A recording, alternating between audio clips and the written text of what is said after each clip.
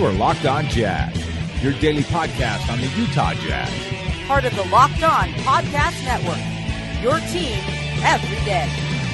It is Locked On Jazz for the 27th of September. Day one is in the books. Zach Lowe with an interesting observation. Kyrie with a flat earth quote? Not quite, but almost.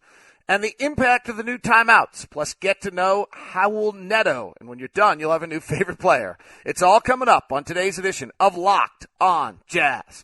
Pow. How are you? I'm David Locke, radio voice of the Utah Jazz, Jazz NBA insider. Thanks so much for tuning into the show today. You can catch it on iTunes, your Android. You can tell Alexa that you want to play Locked On Jazz, and you can tell OK Google. Oh, don't say it. She's right there. She heard me. Uh-oh. You can tell Google to play Locked On Jazz as well. All right. Hope everyone's good today. Thanks very much for tuning in. Today's show brought to you by Grip 6. Grip 6 is a Utah-based belt company. Yes, and it is actually my... If you go and look at any of the... I don't know if you can see it. If you go and look at utahjazz.com... and you see the video of all of the interviews I did, I am wearing my Grip 6 belt while that was going on. I'll tell you a little bit more about them, grip6.com, and you can get a 20% discount as well with the promo code LOCK20. All right, want to start off the show. First day of training camps in the books. I wrote a report at lockedonjazz.net. It's available for you. You can check it out, lockedonjazz.net. If you've got your favorite NFL team, check out that site as well. It's probably .com, and there's a daily podcast on that as well, as I'm sure you're well aware. So check out and make sure you see what's going on with all the sites now on the Locked On Podcast Network, coupling up with FanRag Sports. The first day, I think Quin kind of sent the message. Donovan didn't quite grasp the message, but Quin sent the message that he wanted, which was this is going to be about defense. If you look at the history of the NBA, if you're a top three elite defensive team, you make the playoffs. That's simple enough. You make the playoffs if you're a top three defensive team. Scott Skiles' team a few years ago was number one defensively when in Milwaukee and was 30th in the league defensively, and I think that was and that's the outlier in this. They were 30th offensively, they were number one defensively, and I think they did not make the playoffs, or at least they came awfully close to not making the playoffs, and I think they were 35 and 47 in that year. So I think they might be the one. No, actually, they were fourth defensively and 30th offensively, and they didn't make the playoffs. So actually, they weren't top three. I was wrong. So there may not be a team that's top three that didn't make it. And it was clear. They opened up on a defensive drill. They went to a defensive transition drill. That's where they spent most of the day, was working on defense. The other thing that is clear is a desire to do what we talked about yesterday, which was that a year ago the Jazz used 21% of their possessions between 15 and 22 on the shot clock. And the league average, or the not even the league average, just the median team really, was 30%. And that 21% was just too much of an outlier. And that the Jazz are really putting in a focus of trying to find a way to increase the pace in which they play. And as Quin said on Media Day, the biggest impact is simply that they opened up almost with action, right? That after every single play or miss last year, they opened with action. And this year they're going to try to go otherwise. And to understand, you take the median team between 15 and 18 on the shot clock last year, And, so the middle team, you're not even you're just taking the median team. I'm just grabbing that median team. And you're at the Phoenix Suns. They were at 16% of their possessions. The high in the league was 20%. And the low in the league was Minnesota at 12, but the Jazz at 12.8 or 13%. And then you add in, that was from 15 to 18. Then you go even a little earlier to 18 through 22. The top teams are at 19%. So they're at 39%. The middle of the pack comes in at about 13.5, so you end up with 20 or 30% in the middle, and then you go to the Jazz who used it the least at 8%, and so the gap is the top teams are using 39% of their possessions. The Jazz are using 21, in the middle's 30. Somewhere the Jazz would like to swing into the middle of that pencil, and that's where Donovan Mitchell said yesterday to the media, high tempo basketball. I think there's a push to try to get some early paint breaks and action without waiting for the pick and roll. Push ahead, break it down, see what you can do. And it'll be interesting to see how these guys do that. Do we have, I don't know if we have the personnel for that. And I don't know necessarily if we have guys that are going to do that particularly well. One, I don't know if that's who Rodney is. I have Rubio's a really poor finisher. Cephalosha probably. Joe probably not. So it'll be curious to see. Maybe Jerebko is a runner. Not particularly aware of that. I'm curious. This is curious to see of whether or not this happens. And so that was day one of practice. So I got to close the door. Zach Lowe. Sorry, I had a comment or two about some of the world stuff and have just decided not to do it. Nothing too outrageous. I'll do it. We'll do it one day this week. All right. Rather than me getting in trouble, let's talk about our friends at grip6.com. This has been neat for me because these guys reached out to me. I held some conversations with them. We talked about what we thought we could do, and they then sent me 2 of their belts, and they got me. Like, it's what I wear for my belt now. In fact, if you look at the UtahJazz.com video, as I said, I was wearing it. So let me tell you a little bit about their local company, Utah. BJ Minson is the owner and the inventor of the Grip 6 belt. Well, how are you an inventor of a belt? Well, it's the only belt that has no holes and no belt flap hanging out. Low profile, ultra lightweight, which makes it incredibly comfortable. As one of our guys, I think Derek Trujillo, emailed me, if you're a heavy dude, this is a game changer for you. I won't say names, but you should get this. No, grip6.com. So the buckles and straps are interchangeable, so you can customize how it wears. And so it comes, I don't know if I can explain it right. It comes from the outside, goes through the hole, and then it hits their patent pending locking mechanism and holds tight all day. That is true. It never slips.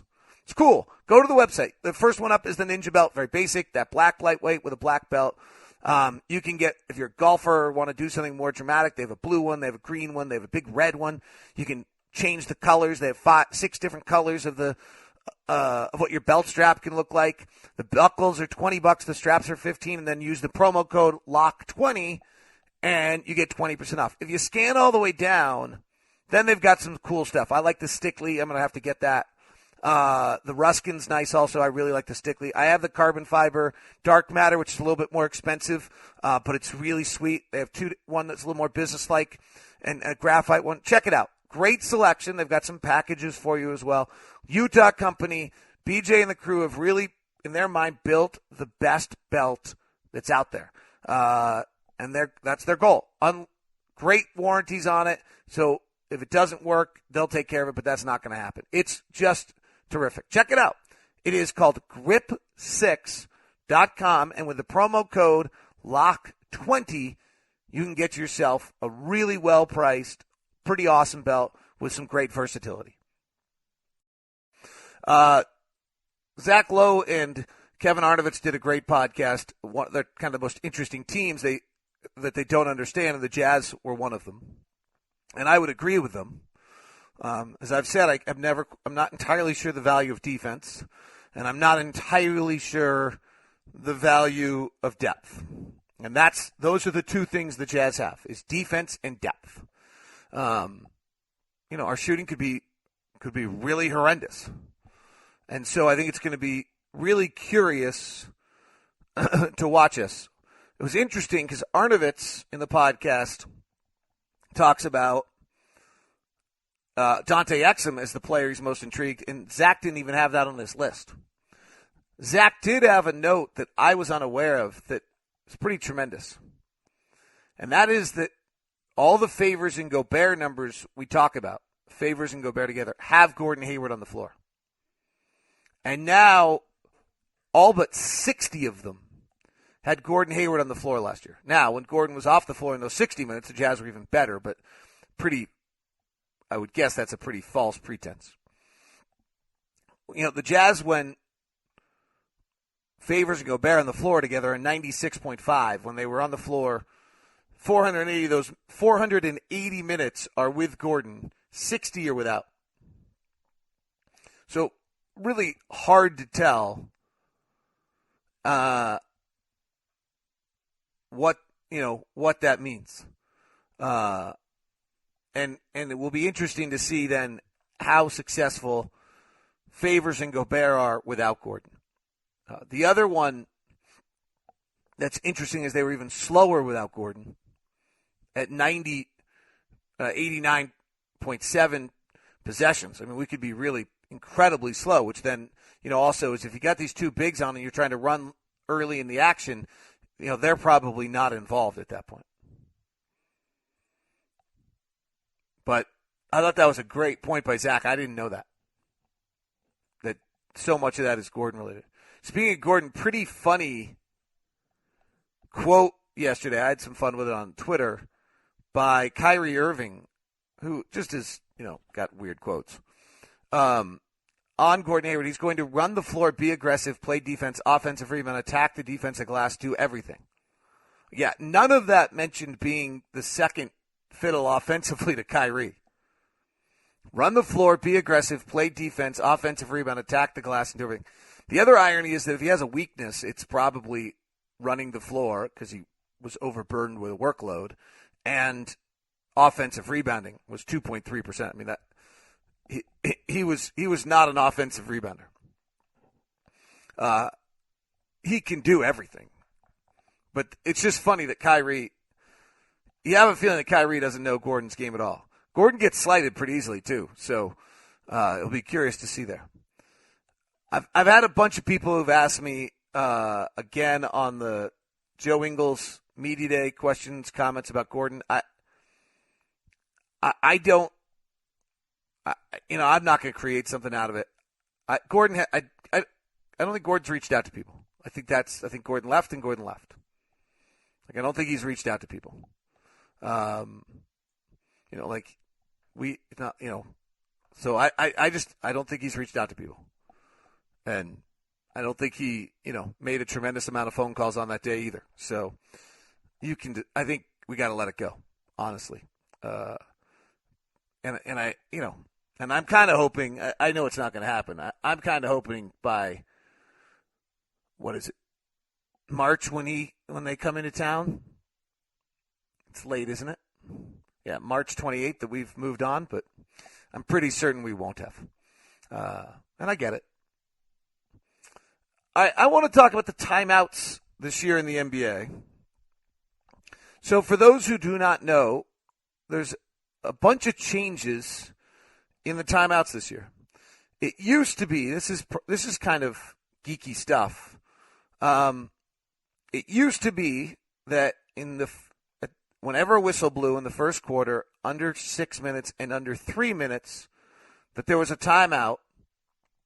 And in the second quarter, it was under 9 minutes, under 6 minutes, and under 3 minutes.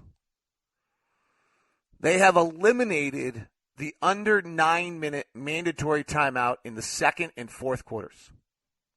So we're down to 8 mandatory timeouts. The other one that's worth noting is that each timeout is a minute longer. So, Then the next one is that each team will have 7 timeouts per game with no restrictions per half. So there's a lot of interesting things to this. So the mandatory timeouts will take 4 of your 7 timeouts, in theory. Or, if I'm reading this right, you could go use your timeout back to back, and we don't have a third one. So in other words, you start the game poorly, you call timeout. That classifies as the under at the 11-minute mark. That's the under 7. 5 minutes later, you're not playing well again. You call another timeout. That counts as the under 3. You've lost 2 of your 7 timeouts, and we just play. Each team can only enter the fourth quarter with 4 timeouts. So if you just took the mandatory and had it assigned to you, that's where you'll be, is 4 times. But there's actually no reason to do that. You're better off calling one of the timeouts yourself, using a timeout, and then it will get dropped to 4 anyway. So you might even make sure you go with 3. The other team then hasn't used all of their timeouts probably, and you go down to 4. Each team will be limited to a maximum of 2 what are called team timeouts. And these are only a minute after the 3-minute mark of the fourth quarter, or the secondary mandatory timeout.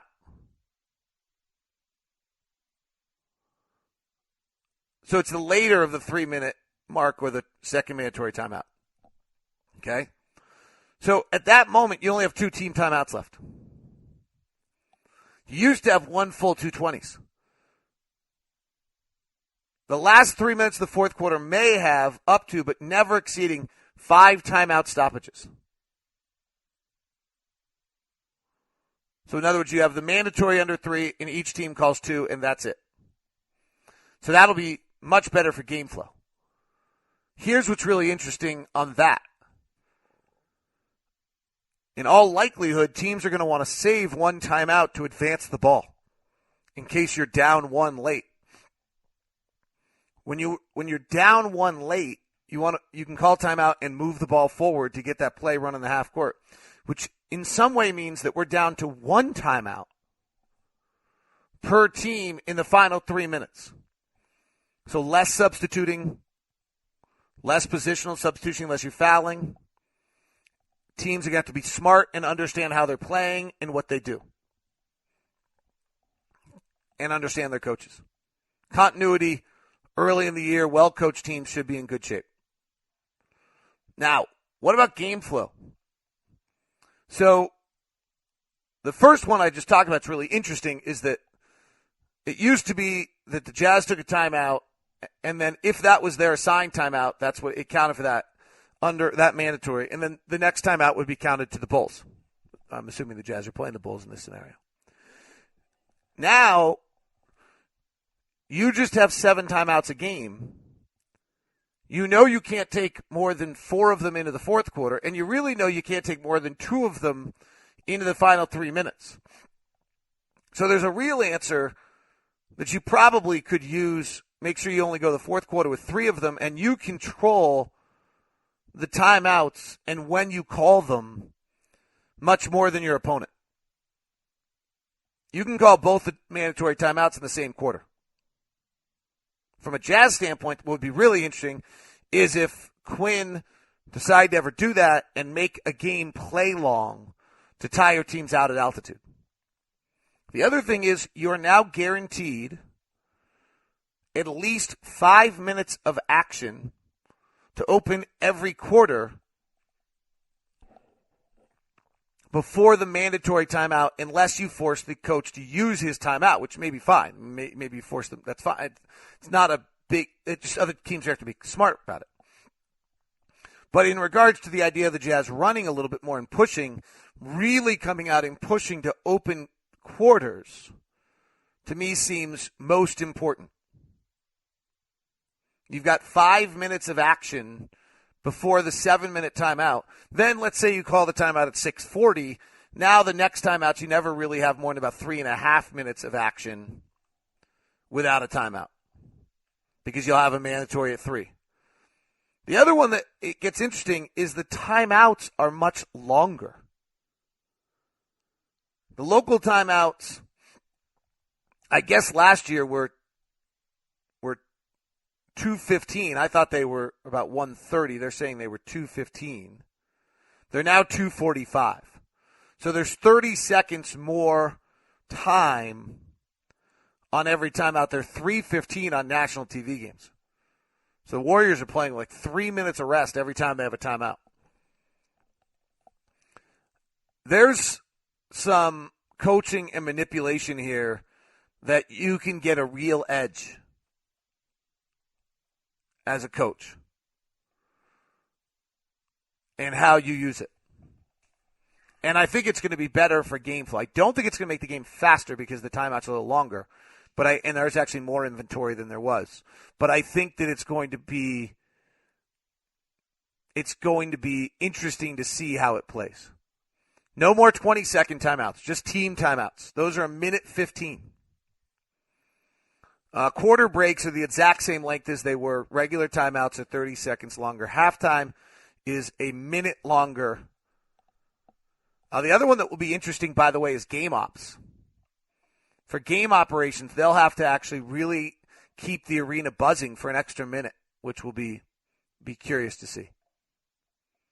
So I think that'll have a huge impact. I'm going to probably write something up about, how do you manipulate it? What do you do?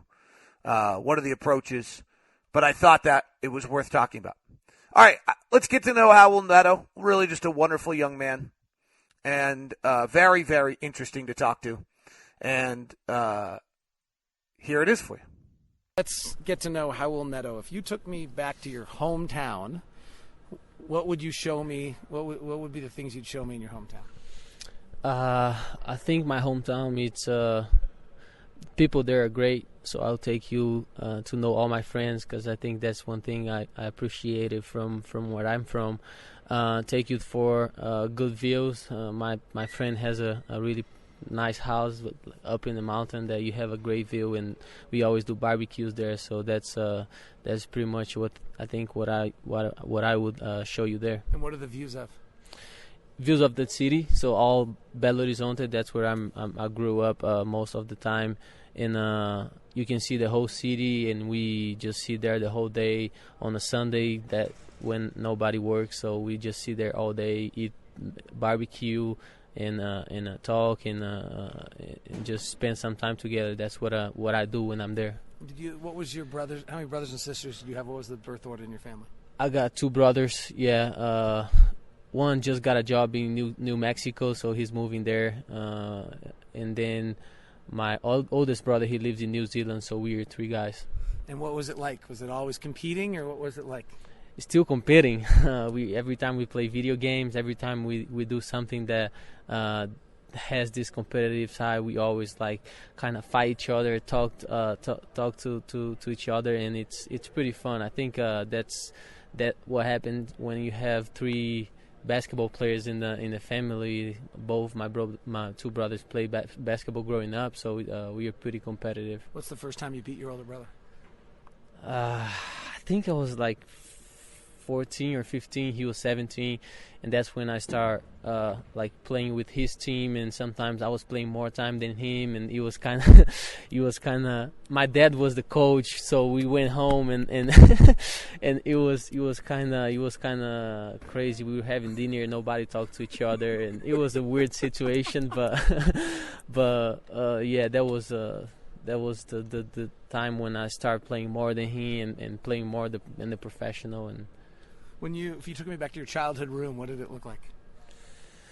I used to sleep with my youngest brother, so we had this small TV and a lot of pictures on the wall about basketball players. I think Allen Iverson, Kobe Bryant, Michael Jordan, all those pictures on the wall, and my small bed and my brother's bed. And you, if I remember correctly, I'll ask you, who was the player you always wanted to be when you were in the backyard? I watched a lot of Steve Nash, and he used to play with Barbosa, so I started watching the Phoenix Suns because of Barbosa, and then I really liked Steve Nash, the way he played. What was your first nickname? Raulzinho, because it's little Raul. My dad's name is Raul, so that's still my nickname in Brazil. Why do you wear the uniform number 25? It was the number left. I got here and I used to wear number 8 in Spain. I think we had a player using that number, and then I just got a 25 because it was there. NBA is all about downtime. There's so much just empty time. What is your favorite thing to do in your downtime? I'm usually tired, so I don't like going out a lot, going on hikings or being outside. So I just watch a lot of movies, a lot of TV shows, play some video games, spend time talking with my family on the phone, and go out to dinner. I like going to nice places to eat, and that's pretty much what I do when I'm not playing. What's your favorite road restaurant? My favorite road restaurant? There's a Brazilian place in New York that I found out my first year there that it's really good and bring me back home. So that's probably my favorite one. Memphis is pretty good. We always go there with the team. They have this barbecue, and it's pretty good too. Central barbecue? Yeah, but I'll take that one in New York. What is your guilty pleasure? Do you know what that phrase means? Like the thing you kind of, when you treat yourself, or all right, I'm not going to be an NBA player for a second. I deserve this. Or do you have a food or Yeah, I think it's candies. I love all these gummy bears and all those kind of candies, and sometimes I just, like, we have a lot of on the plane and in the practice facility, but I try to not eat a lot. But sometimes it's just I'll say, okay, I had a good game or I had a good practice. I'll say I can give me a little gift. All right, let's go. There's 2 really interesting books. One called Grit by Angela Duckworth. The other's Talent Code by Daniel Coyle, about elite performance. What made you, in the process of your career, believe you were going to make it? How come you believed you were going to make it? You know, it was kind of, when I was a kid, 12, 13 years old, I had some crazy things on my mind that I was going to be an NBA player and I was going to be a basketball player. And I remember talking to my friends, and they were like, "Oh, you crazy, or you cocky, or that's never going to happen." So I always had that on my mind. I never know if it was going to be truth, but I always had that on my mind, and I always believed it. I remember like telling my dad if he could put a basketball board in my backyard so I could practice, and I would pay him back when I got money from basketball, and like all those kind of things that kids like believe it. And but I always believed in myself, and I'm here now. What gave you that hope, do you think? I think I was always I had talent, and I was always a little better than my other teammates when I was a kid. I played a lot of sports. I played soccer, I played volleyball, I played a lot of sports, and I was pretty good on those kind of sports. And I don't know, I just believed it, and I knew that if I worked hard, I could make it. And I worked hard. I still work hard now, and that's how I am. If you think back about when you were a kid, how were you different than the other kids? Like, what did you maybe do that they weren't willing to do, or where were the moments where you separated yourself? I was really passionate about the game, and I was really competitive. I remember sometimes too competitive. I remember going to school, and we had like those games in school, and I was yelling to all my teammates because they wouldn't do whatever I want to do, and they wouldn't care because they were just kids. They wouldn't care if they lose or win. And I remember everybody hated me. Everybody on my team hated me. And my dad had to come one day to me and say, "Hey, you're gonna go there and apologize your coach, apologize your teammates, apologize everybody because you're being a bad guy and you're just telling like bad things to all the other teammates." And I was really competitive. That's why I did it. I never meant to insult somebody or just be a bad guy, but sometimes you have to. If you're competitive and you want to win, you gotta be that guy. So I did that when I was young, and I got better when I get older. In the book, grit, they talk about being gritty as kind of two things. One of them is perseverance. We'll talk about that in a second. The other is to resist complacency. I don't know if you know the English word complacency. So, whatever it takes to improve. When did you first kind of see that in yourself, or how did you avoid that complacency? I have grit. I think I have grit playing. I have grit working, and I think that's the way you're gonna get on top. Even if you're really talented, if you don't work and if you don't have grit, you're not gonna be the best of you. And I put that on my mind, not only on basketball and everything. If you're gonna do something for school, if you're gonna do a paper for school or whatever you're doing, if you don't give everything of you, it's not worth it. It's just you're just losing time. And I put that on when I'm playing. I put that on when I'm working, and I think that's the way I got here, and I'm here today. In Talent Code, they talk about deliberate practice.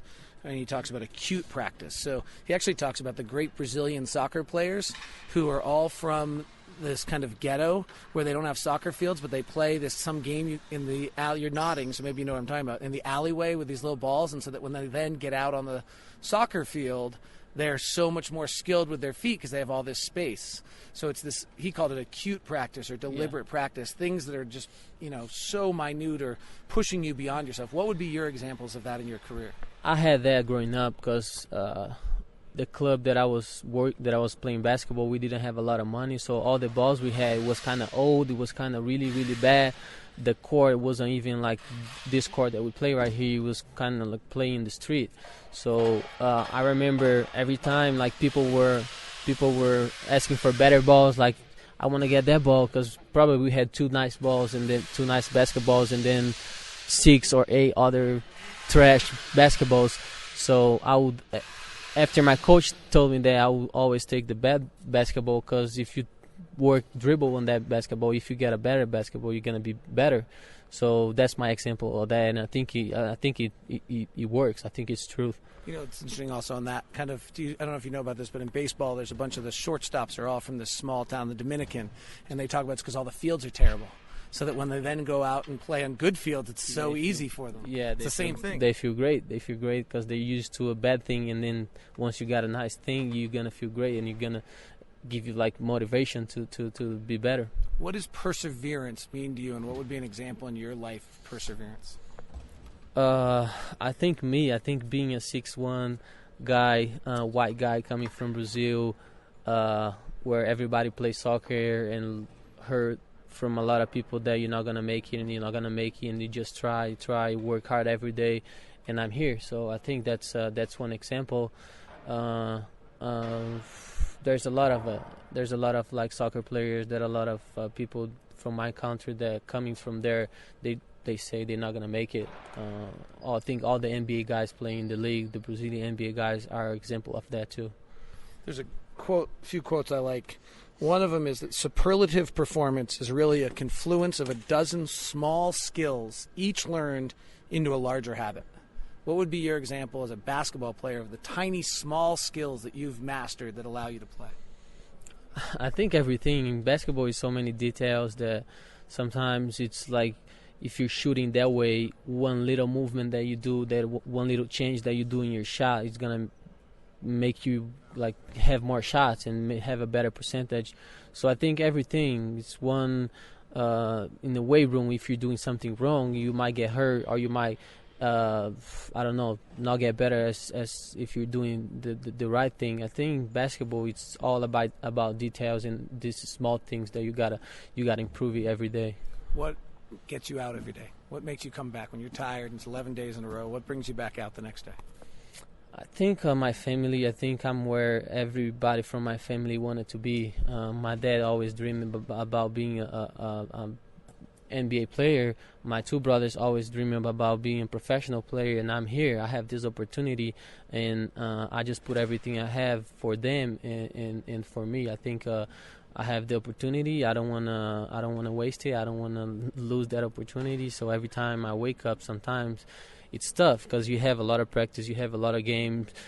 Sometimes we go through like 14, 15 days without one day off, so it's pretty hard. But those days that you feel bad or you feel tired, you just got to think that you got opportunity that probably 100,000 people wanted to be in your spot. All right, that was awesome. Now let's do the fun stuff quickly. Yeah. Travels with Charlie was a John Steinbeck book. You live Travels with Rudy. What's it like traveling with Rudy?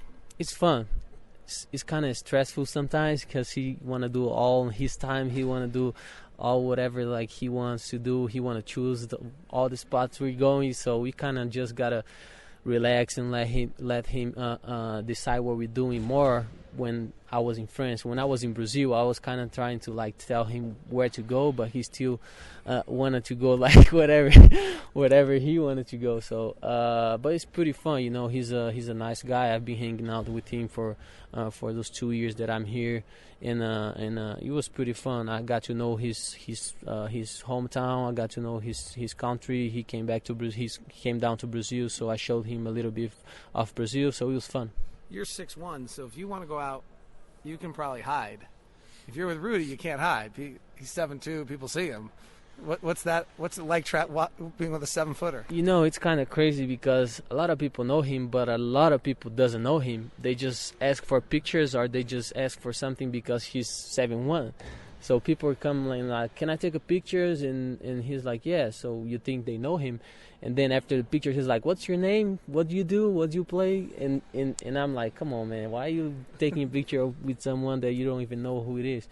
So it's nice. You have like everything has the bad things and the good things, but that's one of the things that I kind of got tired of it. Not because they ask for pictures, but because they don't know who he is and they still wanna get a piece of that. But it's fun, you know. It's nice getting to know people and getting to see how many people like follow basketball. More in Brazil, a lot of people like follow basketball. We went to the NBA store and there was like 1,000 people outside waiting for us just for like a picture and autograph, and people were waiting for 5 hours in the line.